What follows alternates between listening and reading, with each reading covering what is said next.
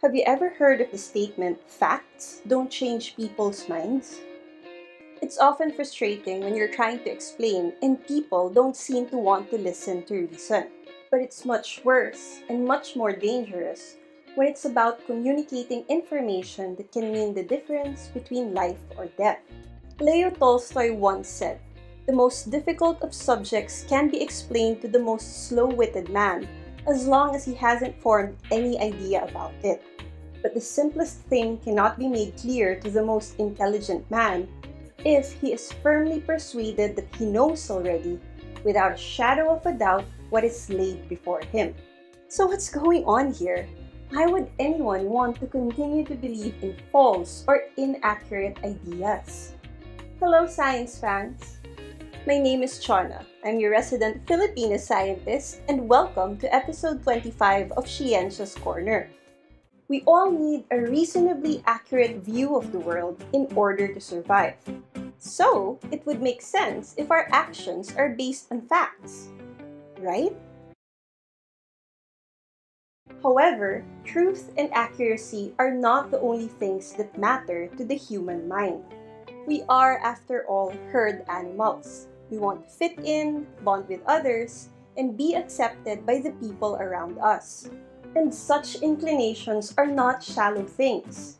They were, in fact, essential to our survival. Because for most of our evolutionary history, our ancestors lived in tribes.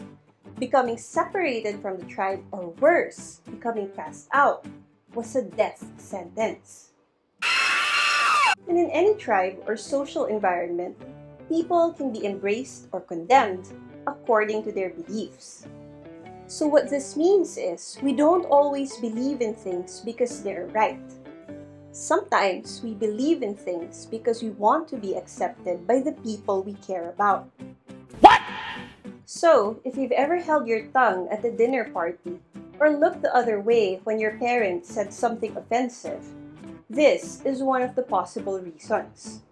And though this tendency of the human mind can be frustrating, as science communicators, actually reveals a way that can help us change other people's minds.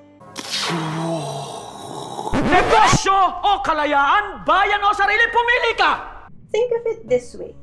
Asking someone to change their mind is like asking them to change their tribe. You see, if they abandon their beliefs, they risk losing friends and family, people they grew up with, even live with.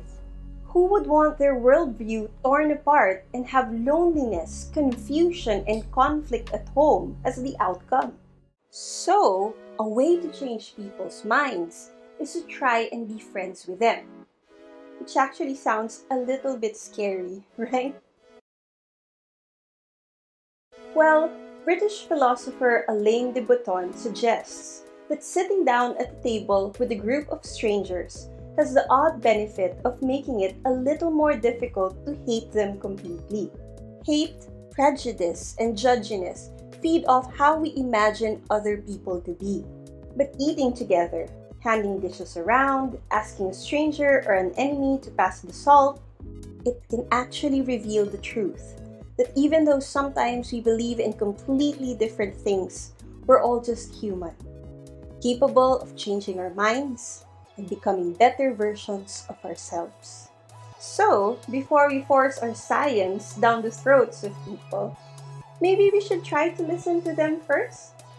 And these days, whenever I see someone share fake information in social media, I can't help but remember one of Abraham Lincoln's famous quotes.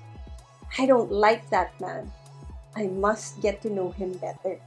So, science has spoken. Facts don't change minds. Friendship and the sense of community does. So as science communicators, what this means is there might not be a quick or easy way to communicate our science. There's no magical TikTok video or sarcastic meme that will change other people's minds. We might actually have to get down and dirty.